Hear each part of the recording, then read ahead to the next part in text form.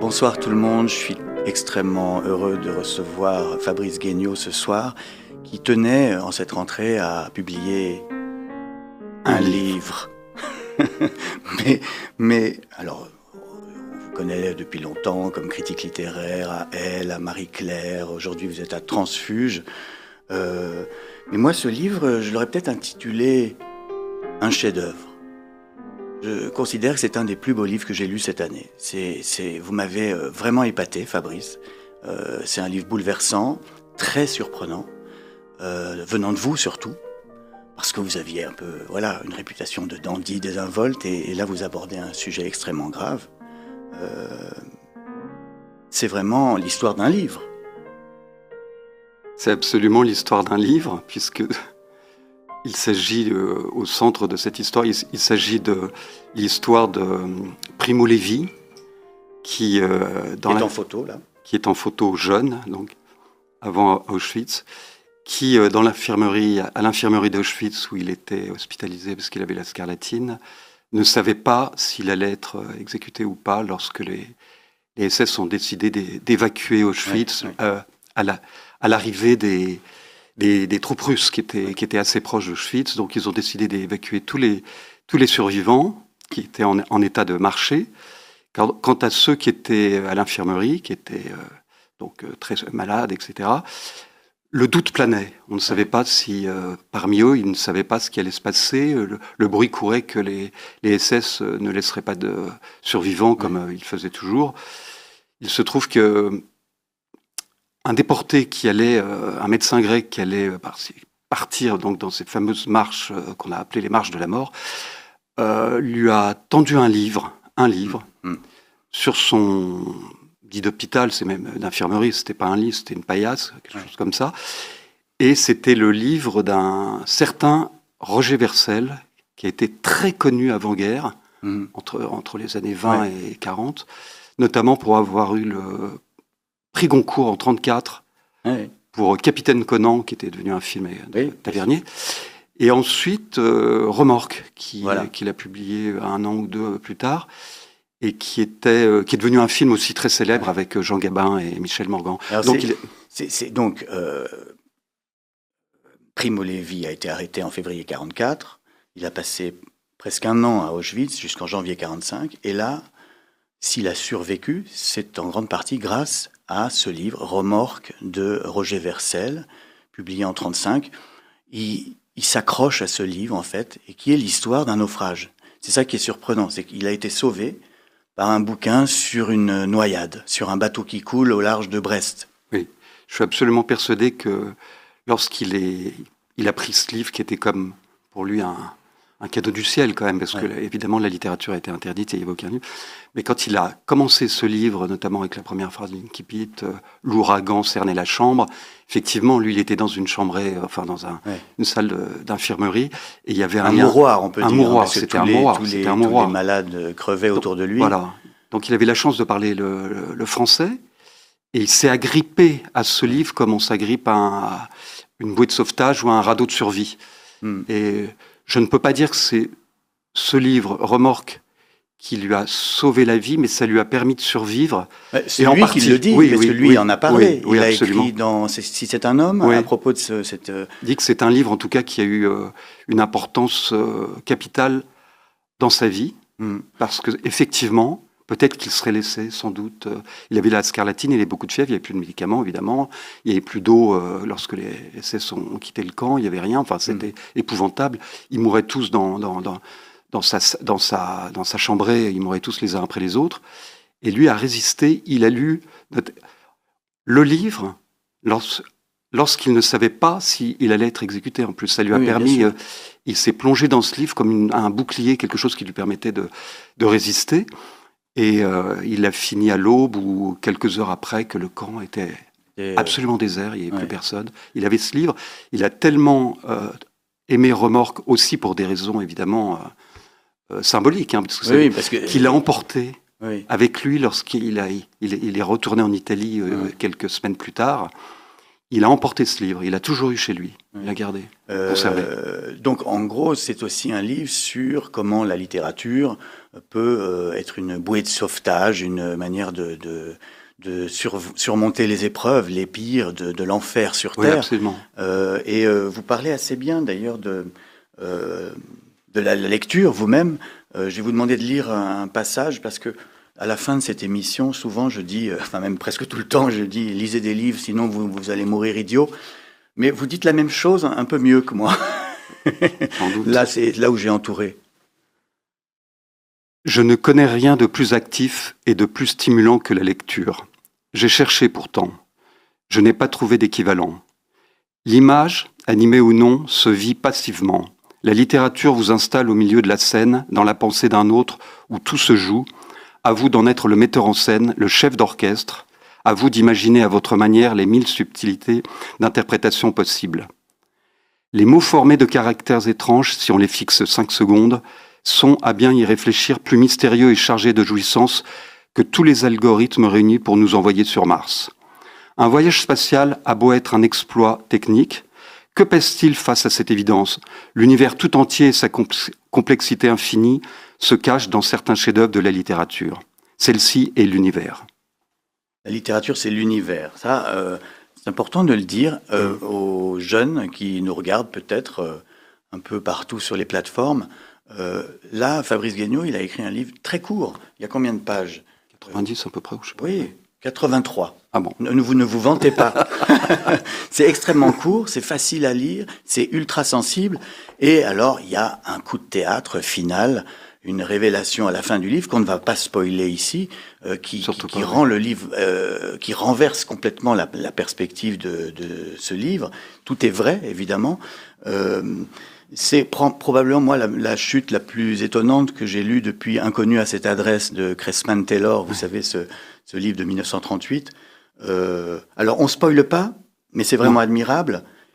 Qu'est-ce qu'on peut en dire sans spoiler ?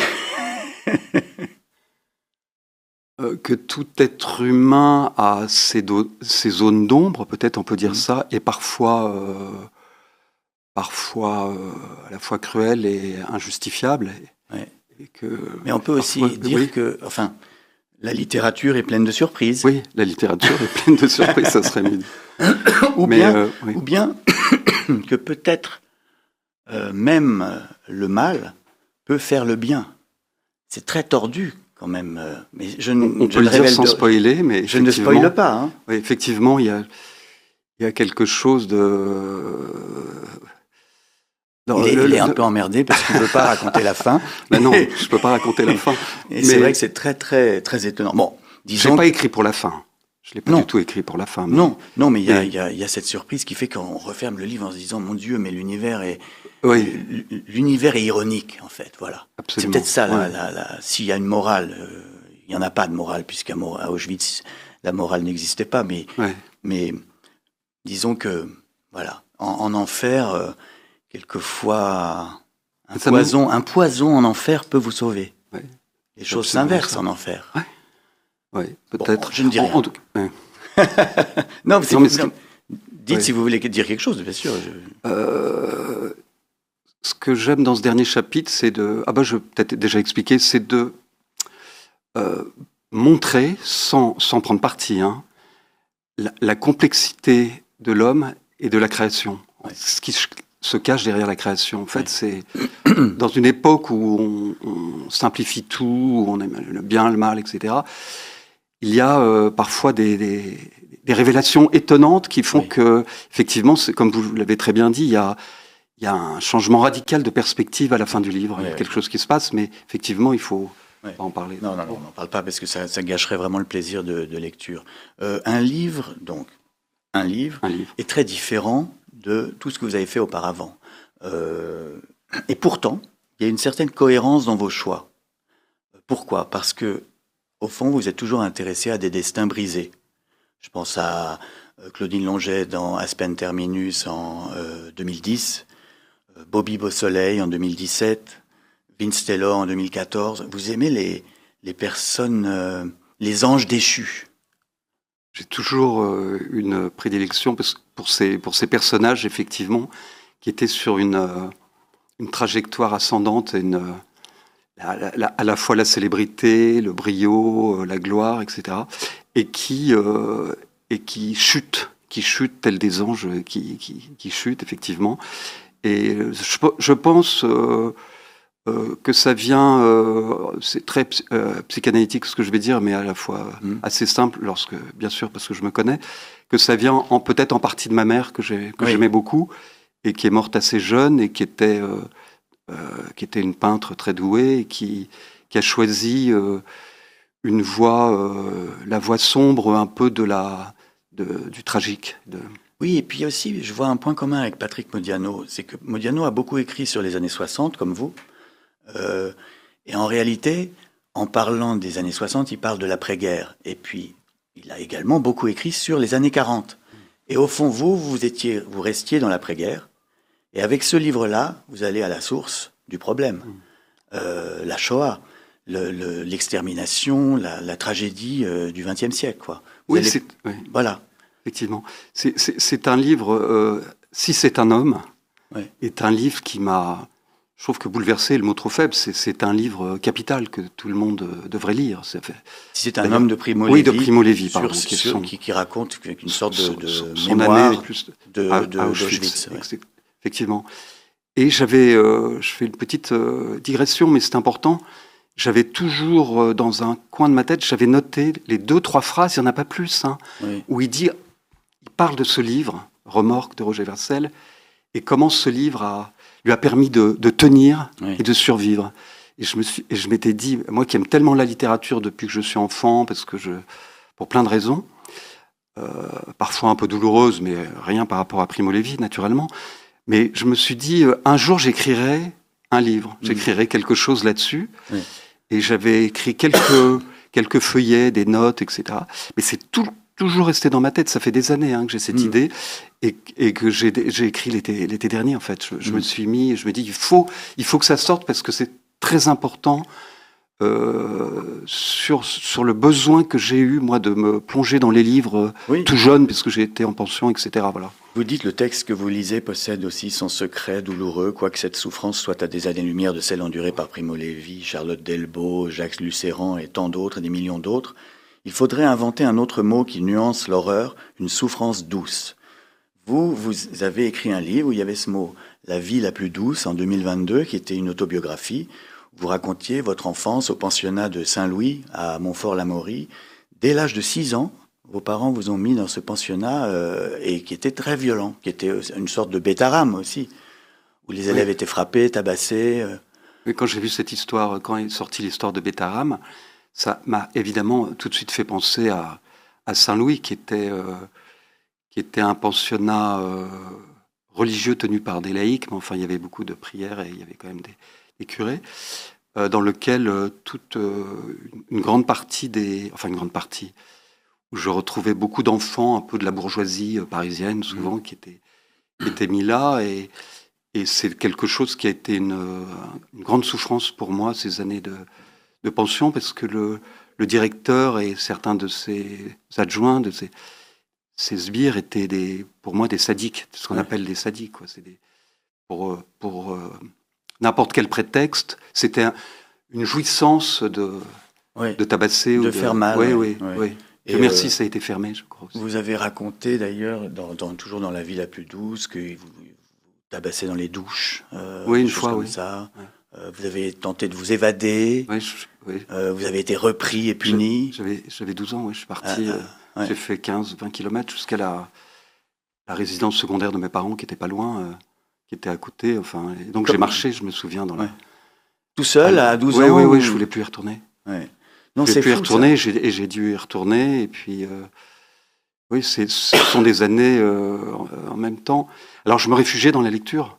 Oui. Mais une fois, ce que j'ai raconté dans La vie la plus douce, c'est que j'ai été puni justement tout un week-end parce que mes parents avaient une extraordinaire bibliothèque. C'était l'époque où les gens achetaient beaucoup de livres quand ils avaient les moyens. Et j'avais pris Paris est une fête. Mon père m'a dit, il faut que tu lises ça, c'est extraordinaire. D'Hemingway. Oui, d'Hemingway. Et j'ai été puni parce que c'était considéré comme un livre immoral et censuré, etc. Donc j'ai été puni pour ce livre. Et mes parents n'ont rien pu faire pour me retirer pour me récupérer ce week-end-là. C'était, non, c'est un livre à bannir de toutes les bibliothèques. Donc oui, alors c'est évidemment pas comparable avec ce qu'a vécu Primo Levi, Bien sûr que non. Mais c'est vrai que vous avez cette mélancolie Oui. Et la lecture vous a aidé à ce moment-là. Oui, et puis oui, en plus, toujours. Je me réfugiais dans les livres. J'étais moins adepte du sport. Mais j'avais des frères qui étaient. Je me souviens, comme tous les gosses, on jouait au foot, tout ça, mais moi, j'allais vite, écrire des poèmes, lire. J'adorais me plonger. C'était pour moi un émerveillement. C'était une grande liberté. Bon, alors, vous avez parlé de votre mère qui est morte jeune, à 54 ans. Mais dans ce livre, vous parliez aussi de la mort de votre petit frère, à 1 an et demi, du cancer. Évidemment, c'est peut-être la raison pour laquelle cette famille a été, brisée, disloquée. Vos frères aînés sont devenus junkies, enfin... Mon frère aîné. Oui. Mais... je dis ça parce que c'est vous qui l'avez raconté. Hein. Moi, je ne rentre pas dans votre vie privée. Mais je pense que la mort est plutôt l'agonie de mon petit frère, parce qu'à l'époque, on ne soignait absolument pas les cancers, on en mourait, tout le monde en mourait, et surtout les enfants, ça allait très vite. Mais l'agonie qui était très plus que douloureuse de mon petit frère a été quelque chose qui a provoqué, beaucoup de... Pas de tension, mais c'était compliqué entre mes parents après, même s'ils se sont aimés follement. Et surtout ma mère, à partir de ce moment-là, même si elle a une fille après, qui est ma petite sœur, a un peu lâché la rampe. Elle vivait toujours, elle vivait toujours dans le souvenir de la fin de son enfant. Problème d'alcool, de Valium et tout ça, et d'où une mort jeune, mais...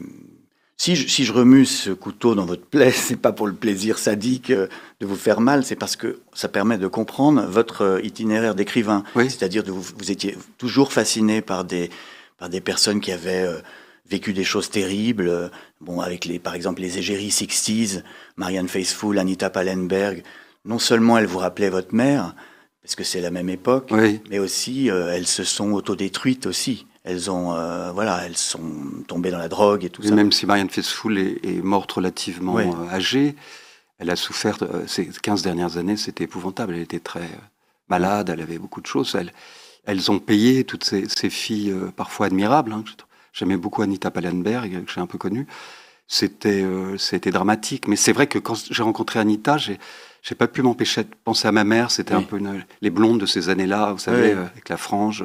très 70, quoi. Et puis ce qui est bien, c'est que vous avez aussi un aspect lumineux dans tout ça, parce que c'est une époque qui vous fascine. Vous racontez que votre mère était copine avec les Pink Floyd à Saint-Tropez, c'est vrai ça? Vous avez... Copine, c'est un grand mot, mais je me souviens très bien, d'ailleurs j'en ai parlé dans La vie la plus douce, d'une fin d'après-midi à Pamplonne, il faut expliquer aux gens qui nous écoutent, c'est la plage de Saint-Tropez, la grande plage, une fin de journée où ma mère m'avait emmené, on avait quitté, je crois que c'était la cabane bambou, elle me dit, viens, je vais retrouver une bande de copains que j'ai rencontrés, ce sont des musiciens anglais, ils sont très sympas, ils étaient dans le sable, je me souviens qu'il y en a un qui jouait du tam-tam, un peu du tabla, il y avait une guitare, des trucs, ils avaient les cheveux très longs, et moi j'avais 10-12 ans, quoi, je connaissais pas du tout, et puis il m'avait dit, oui, ce sont les Pink Floyd. Et alors après j'ai fait des recherches, et puis ma mère m'en avait reparlé, et j'ai vu que les Pink Floyd, effectivement, ont même donné un concert un peu privé à Saint-Tropez. Ah oui, pour le mariage de Mick et Bianca Jagger. Voilà, puis ils ont aussi dans un amphithéâtre, et puis ils ont écrit un morceau qui s'appelle Saint-Tropez, effectivement, qui est un super morceau. Il y a eu toute cette ambiance, effectivement, donc qui nous éloigne d'un livre, mais mais c'est la même époque, c'est-à-dire c'est juste après... Enfin, c'est quoi dans les années... C'est 20 ans après la guerre que... Oui, mes parents avaient grandi pendant la guerre, avaient connu les privations. Et ils avaient 18 ans, 20 ans, je sais pas, en 50, 52, etc. Ils se sont mariés très jeunes. Et ils m'ont beaucoup parlé des privations. On ne se rend pas compte, mais il n'y avait pas de... Bien sûr. Il n'y avait pas grand-chose à manger, même si on était dans des... Parce qu'il n'y avait que des tickets de rationnement, même pour les gens qui étaient dans des cercles plus privilégiés. On critique beaucoup les boomers en ce moment, mais l'explication de l'envie de plaisir et d'hédonisme et de consommation de cette génération-là, elle est dans la guerre. C'est évident. Ils ont eu une réaction à ce qu'ils avaient vécu, la peur, la faim, le froid, évidemment. Et pour moi, ce livre, c'est finalement... c'est pas si...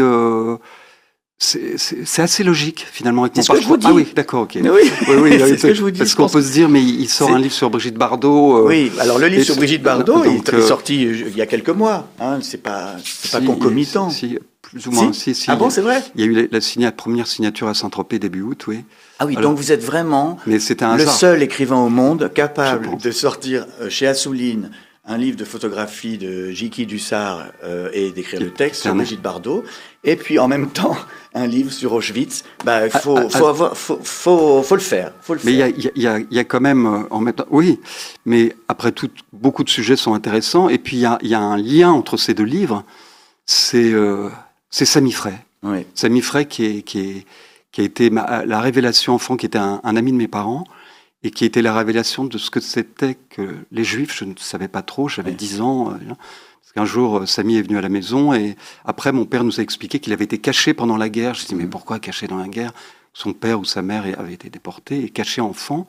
Je dis, mais comment caché devant mes frères, moi? Oui. Ben oui, parce qu'il était juif. Et je dis, mais je connaissais pas vraiment. Juif, Voilà, c'est ça. Et Samy Frey est sorti avec Brigitte Bardot. Voilà, c'est pour ça, je veux dire, il est dans l'avant-propos de mon livre, parce qu'il était très important, même s'il ignore, dans la révélation de ce qu'avait été la souffrance du peuple juif et des juifs à Auschwitz et ailleurs. Alors, vous avez un lien personnel avec Brigitte Bardot. Pour ce livre, vous êtes allé la rencontrer à la Madrague, à la Garrigue, dans ces deux maisons à Saint-Tropez. Et votre père était un grand ami de Mijanou Bardot. Oui. C'est la sœur c'est la petite sœur. C'est la petite sœur de Brigitte Bardot. Oui, c'est la petite sœur. Mon père a été très proche d'elle. Il communique. Elle vit toujours. Il communique. Elle vit en Californie depuis très longtemps avec l'acteur Patrick Beauchot, joué dans La Collectionneuse. Et mon père et ma mère étaient proches de Bardot. Ils passaient l'été. J'ai des photos, moi, où ils sont ensemble, etc. On allait. Moi, j'ai des souvenirs enfants très précis à la Madrague. Où on arrivait pour se baigner. Oui, vous allez en Riva. Oui. Jiki, qui était un ami intime de mes parents, avec sa femme Anne, et de Bardot. C'était lien, quoi. C'était une borne, en fait. Malheureusement, il y a presque plus de survivants. Il n'y a plus que mon père et 2-3 personnes. Il y a Samy et Brigitte. Et Brigitte, bien sûr. Brigitte. Vous êtes allé la voir donc là-bas. Vous avez bu du champagne avec elle. Oui, c'était très drôle. Elle m'a engueulé parce qu'elle fume clope sur clope. Et je lui dis, Brigitte, il faut peut-être arrêter. Elle m'a dit, t'es con, quoi. Elle m'a dit comme ça parce qu'elle aime bien marier le largot et le. Elle me dit, mais t'es con ou quoi? À mon âge, tu crois que je vais arrêter de fumer? C'est mon petit bonheur. Et puis elle a demandé tout de suite à son mari Bernard Dormal d'ouvrir une bouteille de champagne. Il y a un côté actrice, star immense, plus grande star qui du monde. un peu comme dans les films de Hollywood, vous voyez, qui commande du champagne à midi, à 1h, quoi. On boit du champagne pour discuter, pour commencer à parler de sa jeunesse avec mes parents et tous les souvenirs. Donc on a évoqué tous les souvenirs. C'est vrai, et c'est très bien. D'ailleurs, le texte que vous avez fait est très très bien et très nostalgique et émouvant. Bardot est une fille d'industriel comme vous. Oui. Nous, on a des pères. Je suis un fils. On a des pères qui se ressemblent un peu. Hein, playboy, séducteur, noctambule. Noctambule, oui. Voilà, la bande de chez Castel. Oui, absolument. Et bon, évidemment, ça contraste un peu avec le livre précédent. Non, mais une des grandes qualités de mon père et de ma mère, c'est il lisait beaucoup, je reviens là-dessus, ça c'est important. Aujourd'hui, on pense que les playboys ou les gens qui vont chez Castel ou je sais pas où ils sont simplement sur leur Instagram, etc. Mais à l'époque, ils lisaient, quoi. Puis ils lisaient des bons romans, ils achetaient. C'était quelque chose d'étonnant qui a. C'est la bande aussi à Françoise Sagan. Oui, ça c'est pareil, mon père. Oui. Ouais.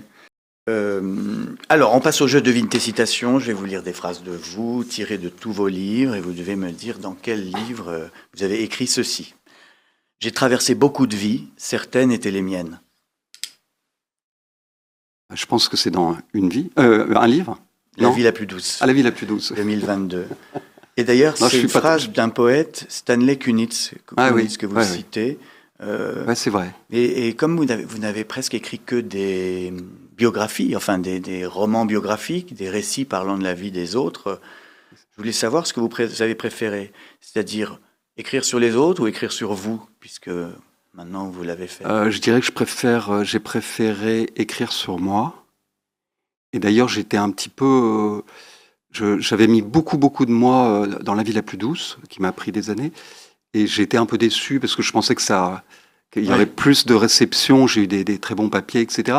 Mais je pensais que ça reste une petite blessure. Je pensais que ça marcherait mieux, même si j'étais dans des prix. En termes de vente. Non, mais par rapport à la réception. Non, je vais pas dire vente, c'est un peu vulgaire, mais je pensais que ce serait un livre qui serait plus. Il a même pas été en poche, par exemple. Ça c'est. Une autre phrase de vous. Ils étaient condamnés à mort puisqu'il ne devait y avoir de témoins. Ça, c'est dans un livre. Oui, c'est dans un livre, 2025.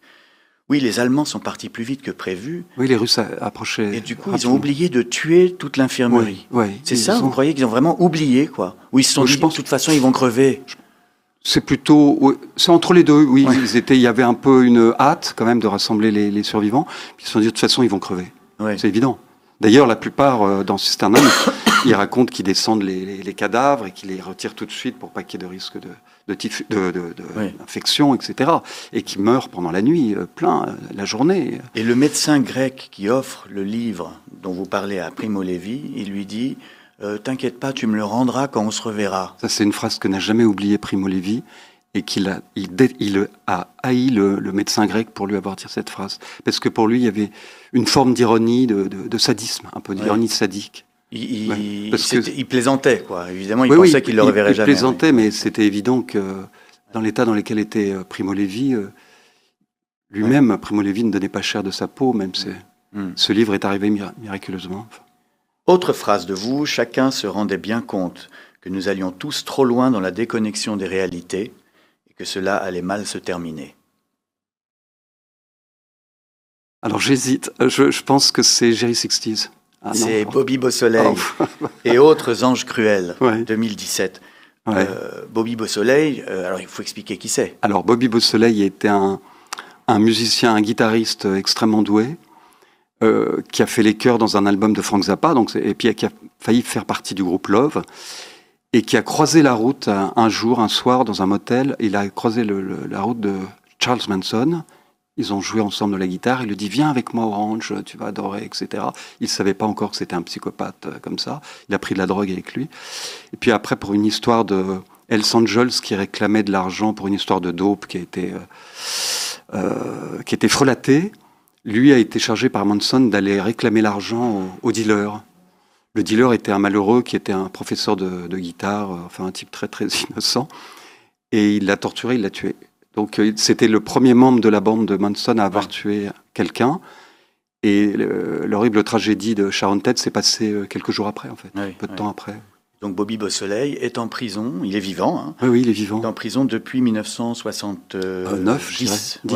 Ça fait 55 ans. Oui, il réclame, tous les 3 ans, il a le droit de réclamer sa libération. Mais ce qu'il m'avait expliqué, c'est que le gouverneur... Vous l'avez contacté, vous avez correspondu avec lui? Oui, je n'ai pas pu aller le voir, mais on a correspondu. Le gouverneur de Californie, qui est démocrate, ne veut absolument pas le remettre en liberté parce que ça serait trop de voix apportées tout à coup aux républicains, à l'opposition. Il est un peu victime d'un jeu. C'est vrai qu'en France, les gens sortent au bout de 20 ans, 30 ans, etc. Jean-Claude Roman, il a tué toute sa famille, il est en liberté aujourd'hui. Oui, lui, Bobby Beausoleil, ça fait 55 ans qu'il est en prison pour un meurtre. Je ne dis pas que ce soit bien de tuer les gens, mais... Il y a la sœur de ce dealer qui s'oppose aussi, parce qu'il demande dans ce cas-là, qui s'oppose toujours à sa libération. Alors que je pense que... Une ou 2 filles de la bande de Manson ont été libérées il y a 15-20 ans. Autre phrase de vous, je n'ai jamais pu mettre la main sur son numéro à Hawaï, où elle vit quelques mois par an. C'est Aspen Terminus, c'est Claudine Longet. Aspen Terminus, 2010, et oui, Claudine Longet, alors donc elle vit à Hawaï, et elle a tué son amant en 1976. Oui, c'était une histoire énorme. Et elle n'a jamais été en prison. Elle a été en prison, je crois, 1 nuit ou 2. Mais à Aspen, il faut savoir qu'Aspen était une ville, ce qu'on appelle libérale aux États-Unis. C'était très démocrate. Il y avait tout Hollywood qui venait skier. Là, c'était à l'époque de la poudre et de la poudreuse, enfin les deux, comme m'avait expliqué James Salter, l'écrivain américain qui avait une maison là-bas. Et elle avait été mariée à Andy Williams, qui était un crooner aussi célèbre que Sinatra, un peu oublié aujourd'hui. Elle avait un amant qui était le champion de ski américain. C'était le Jean-Claude Killy local. Et elle a découvert ses infidélités, elle l'a attendu, il revenait du ski, d'une descente. Et elle l'a visé avec un revolver qu'ils avaient. Elle a dit bang bang, surtout c'est extraordinaire. Elle a visé, elle a appuyé. Il est mort sur le coup, foudroyé. Andy Williams est arrivé de Los Angeles, a pris le meilleur avocat local. Le meilleur avocat local est tombé fou amoureux d'elle. Et il lui a dit je vais vous sortir de là. Si je vous sors de là, en fait, ils ont réussi à expliquer que le revolver était parti tout seul. Voilà, ouais. c'est ça. Plaisanté, donc lui, il a plaidé, il était extraordinaire parce qu'il a plaidé, elle risquait à vie. Sa tête ou la chaise électrique ou à vie. Et il a réussi parce elle dit non mais je voulais pas appuyer. C'est une question en fait de détails incroyables et ça a joué. Oui. Les jurés ont cru l'avocat et après. L'avocat lui a dit est-ce que vous voulez m'épouser et elle a dit oui, ils sont mariés. Ah oui. Ils sont mariés. Elle a 83 ans. Elle vit avec son sauveur. Voilà. Et Claudine Longet, on peut la voir dans The Party, chef-d'œuvre de Blake Edwards avec Peter Sellers. Et puis elle a écrit plein. Elle a fait plein d'albums qui étaient très très bien. Encore des phrases de vous. Jusqu'à ce qu'à la fin, la mer se fût refermée sur nous. Alors, est-ce que c'est de vous déjà ? Jusqu'à ce qu'à la fin, la mer se fût refermée sur nous. C'est très beau, alors ça doit pas être de moi. C'est pas de vous. C'est le vers 142 de l'enfer de Dante. Oui, c'est bien sûr. Vous citez dans un livre. C'est le moment de la noyade d'Ulysse. Oui. Et Primo Levi se récitait cette phrase à Auschwitz. Il était obsédé par l'idée de naufrage, en fait. Oui, absolument. Oui. Et c'est vrai il récitait ça notamment à Piccolo, le petit garçon là qui était survivant, et il lui récitait du Dante, et puis il n'avait pas oublié, comme certains déportés qui connaissaient Charlotte Delbo, elle a appris le Misanthrope par cœur, enfin c'est incroyable, parce qu'on lui avait donné un exemplaire, elle l'a appris par cœur, Lucéran pouvait réciter du Baudelaire. Oui. C'est marrant parce que quand, vous voyez, on passe de meurtre de Claudine Longet, Bobby Beausoleil, et puis l'horreur de la Shoah, et en fait, vous êtes fasciné ou attiré par l'horreur, en fait, par le. Je suis pas. Disons que vous n'arrivez pas à écrire un livre sans beaucoup de tragédie. Et pourtant, vous avez l'air. Oui, je suis très heureux. Vous avez l'air. Mais c'est vrai que quand vous prenez un stylo, c'est pour plonger au cœur de l'enfer. Oui, c'est ça. Oui. Oui, puis il y avait. Je reviens toujours là-dessus. Oui, il y a ça, mais c'est quand même lié. Ça s'appelle un livre par hasard. C'est cet amour suprême que j'ai comme vous pour la littérature, quelque chose qui est. Je sais pas, on peut. Oui, mais il y a des littératures feel good. Oui, non, moi je parle de la littérature. Qui ne parlent que de choses gentilles et de jolies fleurs. Mais il se trouve que j'ai lu évidemment Remorque. Donc Remorque, c'est totalement oublié et tout ça. Mais c'était un très bon auteur. C'est ça qui m'a étonné. C'est de m'apercevoir, étonné. Je me dis, mais que serez-vous dans 40 ans ou moi ? Enfin, vous voyez ce que je veux dire ? Il est totalement oublié. Roger Vercel, personne ne sait qui c'est. Alors que le livre est très très bien. Vraiment, c'est un très très bon livre. Et je me dis, tiens, il y a des pépites comme ça qui disparaissent. Heureusement, il y a des éditeurs qui ressortent après, des choses comme ça. Peut-être qu'après la sortie de votre livre, Arléa va rééditer, ou Albin Michel. C'est chez Albin, d'accord. Oui, c'est chez Albin. Encore une phrase. Dans la vie, il faut tout connaître pour ne jamais rien regretter. Ça, c'est de moi. C'est Brigitte Bardot qui vous dit ça. Elle vous dit ça, oui. Dans Bardot. Je pense que ça pourrait correspondre pas mal à... Oui, il faut tout connaître pour ne rien regretter. En tout cas, vous acquiescez. Oui. Et il y a une autre phrase aussi de Bardot dans le livre. Elle vous dit « Je ne peux faire l'amour que si je suis amoureuse, mais je tombe amoureuse tous les jours. » Ça, c'est tout à fait Bardot. C'est-à-dire que c'est quelqu'un qui a aimé, mais d'une façon très naturelle. Comme elle aimerait la nature, les âmes, elle a aimé follement les hommes. Elle était folle des hommes. Le problème, elle me disait, moi, chaque fois que je tournais un film, je tombais amoureuse du beau garçon qui avait le rôle principal. Ça s'est passé comme ça, Trintignant après, et puis il y a eu Samy Frey. Enfin, chaque fois, Jacques Charrier a été quitté pour ça. Voilà. C'était une... Continuelle, elle ne pouvait pas s'empêcher. Elle avait envie de nouvelles aventures.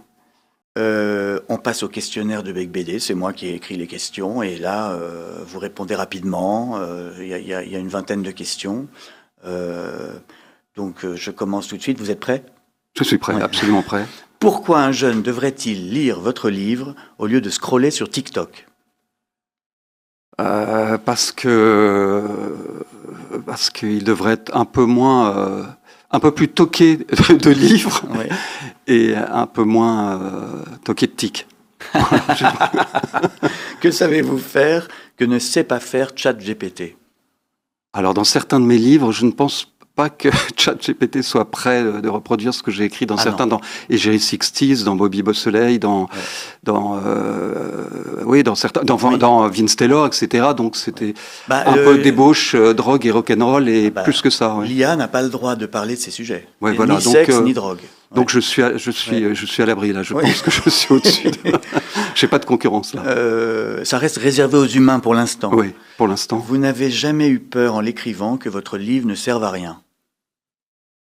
Ce livre. Ce livre, un livre. Ah non, justement, peut-être les autres, sans doute. Non, je me suis jamais vraiment posé la question. Il y avait toujours une question d'urgence, mais en même temps, c'est un peu fat de le dire parce que c'est une urgence pour moi, mais sans doute pas du tout pour les lecteurs et les lectrices, enfin pour la plupart, sauf ceux qui me lisent. Mais celui-là, si, il y avait une urgence quand même. C'était ça pour moi, c'est le livre qui sert à quelque chose. Et qui est viscéral. Il est viscéral et qui peut trouver justement un écho auprès de gens qui lisent plus tellement, etc. et auprès des jeunes.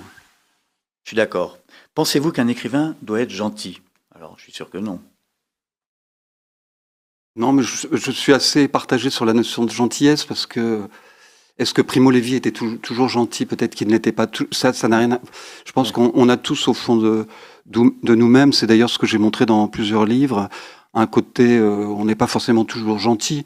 Un écrivain, un écrivain ouin qui écrit des choses un peu niaises. Non, pas du tout. Mais non, j'aime bien savoir que chacun porte en soi quelque chose de pas gentil. Qu'est-ce qui vous plaît le plus dans le fait d'être un écrivain? La solitude, la pauvreté ou la folie? La solitude. Parce que la pauvreté, je ne suis pas pauvre puisque je suis journaliste aussi. Je vis comme journaliste, en tant que journaliste. Les journalistes sont de moins en moins bien payés. Oui, non, mais je suis pas sûr que les piges de transfuge... Et aussi, transfuge, pardonnez-moi... Je gagne quand même ma vie avec eux. Disons que je ne suis pas dans l'extrême pauvreté, je ne suis pas au RSA. Donc. Et la folie, non, moi je dirais la solitude, c'est-à-dire que je suis quelqu'un de... On me présente toujours comme très mondain, alors je ne sais pas si je le suis, mais en tout cas je suis quelqu'un de sociable qui suit beaucoup de sorties et qui sort beaucoup. Oui, mais ça ne veut pas dire qu'on n'est pas seul dans ces soirées. Et voilà, d'une part. Et d'ailleurs... oui, effectivement, et j'ai des grands moments où j'aime bien être seul. En revanche, la journée, même le soir, voilà, il m'arrive d'être seul, parce que finalement, on peut avoir la femme la plus admirable, des enfants extraordinaires, des amis fabuleux, mais au fond de soi-même, on est seul. Les gens l'avouent pas, mais on est très seul.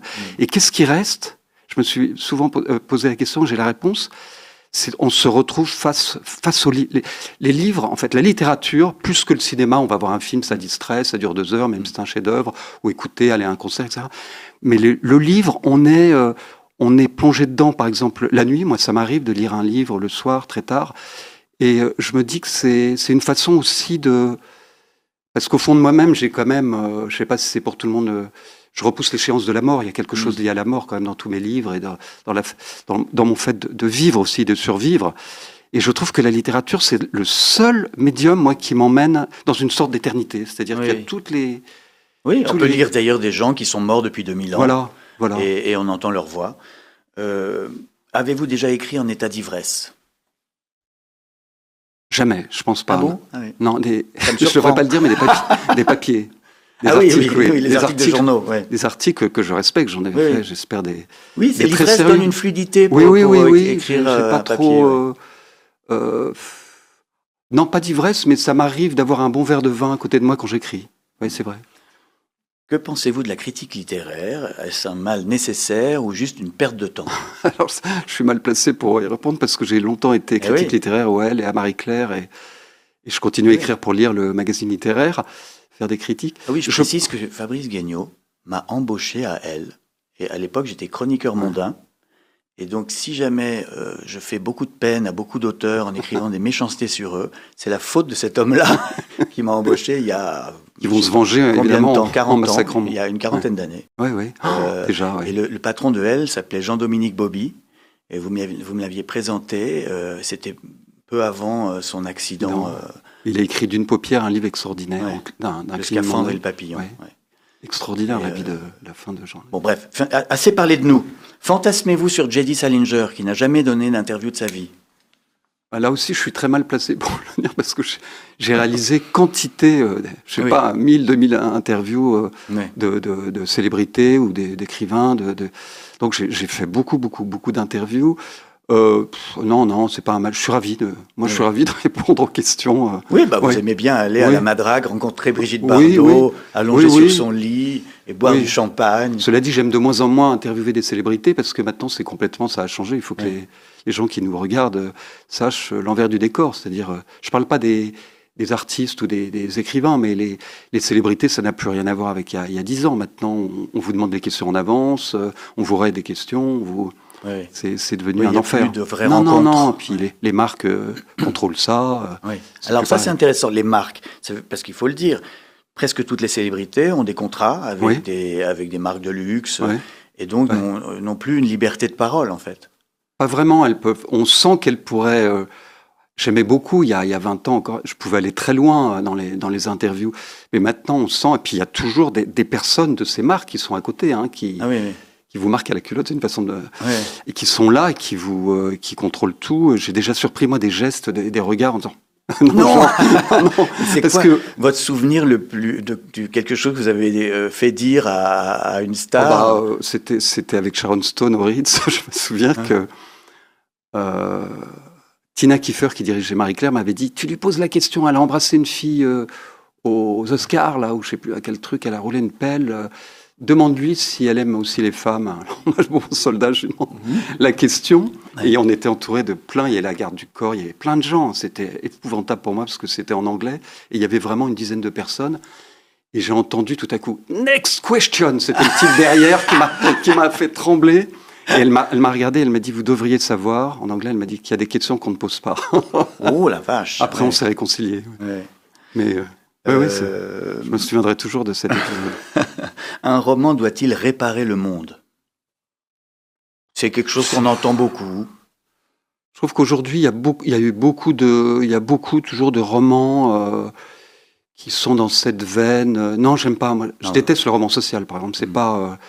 Je conçois que des gens aiment ça, mais j'ai besoin de lire un roman qui m'emmène beaucoup plus loin, d'un niveau plutôt universel que clairement. En vous lisant, puisque vous plongez dans le mal, au fond, décrire le mal, c'est une manière de peut-être ouvrir les yeux des gens et donc réparer le monde indirectement. Oui, peut-être. Indirectement. Oui, j'espère que ce livre pourra réparer l'envie de lire, en tout cas, l'envie de lire, de la lecture. Et puis évidemment, connaître pour ceux qui n'ont pas connu l'enfer sur Terre qu'a vécu Primo Levi. Quel est votre chef-d'œuvre? J'en ai aucun. Celui qui... non. Moi, je pense que c'est celui-là. Je pense que c'est celui-là parce que... C'est prétentieux pour moi de le dire, je sais non, pas. C'est un grand mot. C'est vrai que quand j'ai terminé ce livre et que je me suis dit, il y a un truc. Je ne sais pas comment expliquer, effectivement. Je vais vous le dire, c'est la densité. C'est que ces 80 pages, elle pourrait en faire 500. Mais je voulais pas. Vous avez fait comme un grand chef qui réduit, et on est au cœur de... Oui. Chaque mot est nécessaire. Ah oui, j'ai émondé, j'ai élagué, j'ai fait des petits paragraphes. Je voulais que ça soit lisible un peu comme ça. Presque un poème en prose, il y avait quelque chose de ça. Et quand je l'ai envoyé à Anne Bourguignon, qui allait devenir mon éditrice, on n'avait jamais travaillé ensemble, ça m'a fait plaisir parce qu'elle m'a tout de suite répondu. Elle l'a lu, on met 1 heure à lire, ou 1h30, je sais pas, 1 heure. Et elle m'a tout de suite appelé ou envoyé un mail, je sais plus vraiment, mais enfin en me disant qu'elle souhaitait le publier. C'était pour moi un truc extraordinaire, cette réaction, parce que j'avais l'impression qu'il se passait quelque chose au fond de moi-même et avec ce livre, quoi. C'est vrai. Qui est le meilleur écrivain français vivant? Ceux que je ne connais pas. Et qui viendront plus tard, je sais pas. La phrase de vous dont vous êtes le plus fier? Ah oui, il y en a une, c'est dans La vie la plus douce, c'est l'Incipit. C'est « Le jour est un mauvais moment à passer », se disait Adrien. Parce que Adrien, qui est mon double, n'aimait que la nuit, vivre la nuit. J'aime beaucoup cette phrase. Le jour n'est qu'un mauvais moment à passer. C'est bien. Avez-vous menti durant cette conversation? Pas du tout, alors à mon insu, peut-être, on ment tous un peu, mais je crois pas, non. Non. Et puis enfin, la question Fahrenheit 451 de notre monteur Pierre-Henri. Si les livres étaient interdits, Oui. quel livre seriez-vous prêt à apprendre par cœur pour le garder, le sauver? Sans aucun problème, de loin, Les Fleurs du Mal, Ah oui. de Baudelaire. Ouais. Ouais. Oui, Je n'apprendrai pas un roman par cœur, même. Il y en a Oui. que je vénère. Mais j'apprendrai des poèmes, et puis pour moi, l'insurpassable, ça a toujours été, c'est Ouais. pas Rimbaud ou d'autres, c'est Baudelaire. C'est Oui. du sublime à Je l'état. suis d'accord. Et en plus, Les Fleurs du stratosphérique. Mal, c'est tellement riche Oui, qu'on peut il y a jamais tout. s'ennuyer. Oui, parce il aborde tous les thèmes en Oui, plus. oui. Et puis, ça vous plaît parce qu'il y a du sexe, de la drogue, du vin. Pourquoi vous parlez de la drogue? Bon, merci beaucoup, Fabrice Guignot, d'être venu dans cette séance de torture.